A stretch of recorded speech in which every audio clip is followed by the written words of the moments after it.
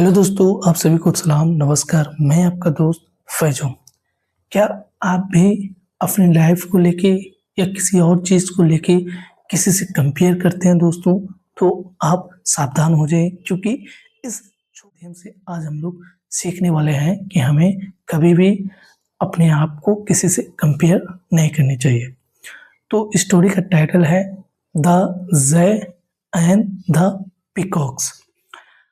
जय जय एक पक्षी है दोस्तों, जिसको हिंदी में बोलता है नीलकंठ। एंड और द पीकॉक्स यानी मोर। यानी इस स्टोरी में दो चीज होने वाला है, एक जय नाम का पक्षी और एक पीकॉक यानी मोर। वंस यानी एक समय की बात है, यानी ये भी आपको क्या दिखा रहा है, समय को दिखा रहा है, तो ये आपका एडवर्ब हुआ। तो मैं एक चीज और कहना चाहूंगा दोस्तों कि जो हम ये स्टोरी पढ़ने वाले हैं, तोड़ तोड़ के पढ़ने वाले हैं, और ग्रामेटिकल पॉइंट और वोकेबलरी को भी मैं साथ में लेता चलूंगा, ताकि बिगिनर जो है उसको इजी वे में पढ़े। ठीक। देयर लिव्ड अ जय, यानी यहां से देखो सब्जेक्ट वर्ब हो गया, तो इसका क्या मतलब हुआ, यानी जय नाम का है, कहाँ रहता था, रहते थे, या गांव का नाम नहीं दिया है। यानी ये देयर को, सबसे पहले बात देयर नहीं पढ़ना है दोस्तों, इसका उच्चारण देयर होता है, जो एक डमी सब्जेक्ट होता है।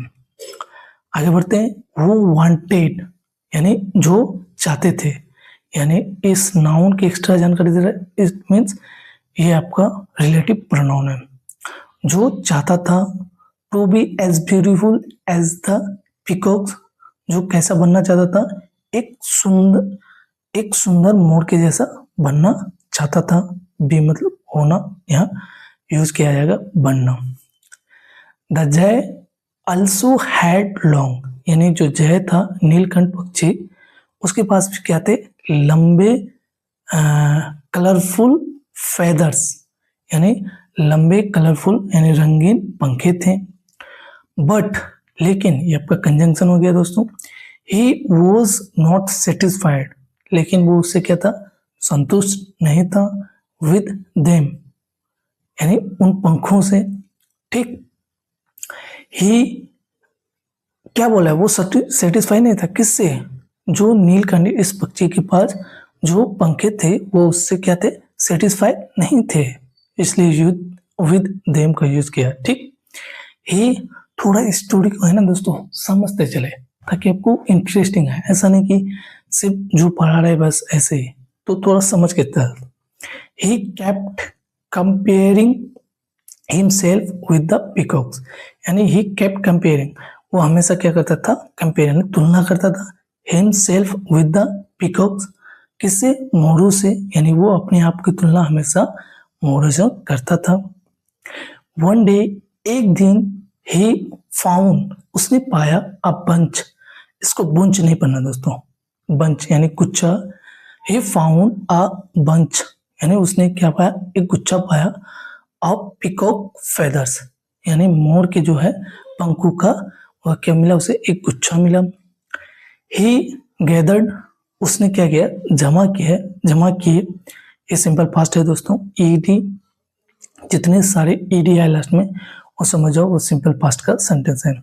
ऑल द फेदर्स, यानी उसने क्या किया, सभी पंखों को जमा किया।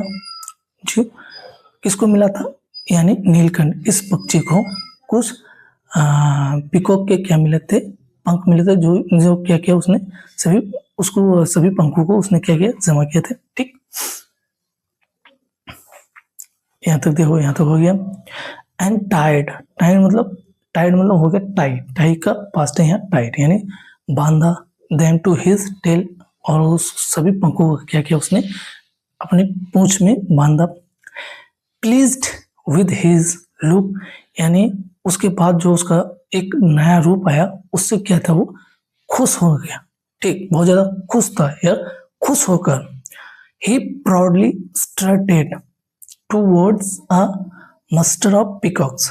ही प्राउडली यानी उसने क्या किया, गर्व से, प्राउडली यानी गर्व से, स्ट्रटेड यानी इठलाते हुए, अकड़ते हुए, टूवर्ड्स एक दिशा की ओर, यानी की ओर, ये आपको एक दिशा दिखा रहा है।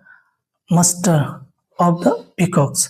मस्टर आपका हो गया दोस्तों जो पिकॉक का जो झुंड था उसकी ओर, यानी उसने गर्व से इठलाते हुए यानी मोरों के झुंड के पास चले गए कि भाई आप, मैं भी क्या हूँ, बहुत सुंदर पक्षी बन गया, मैं भी मोर बन गया।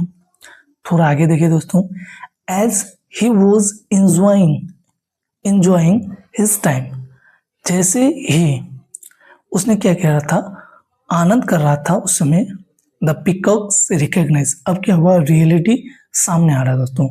तो क्या हुआ, एक मोर जो है उसे क्या कर लिया, मोरों ने उसे पहचान लिया, दैट की he did not belong to their master. अब वो जो मोर था उसे पहचान लिया कि ये भाई हम लोगों का झुंड का, ये जो है हम लोगों के झुंड का नहीं है, ठीक।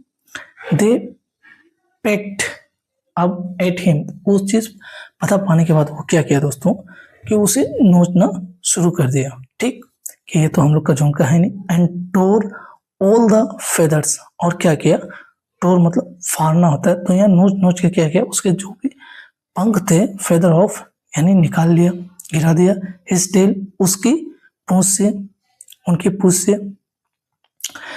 डिसअपॉइंटेड निराश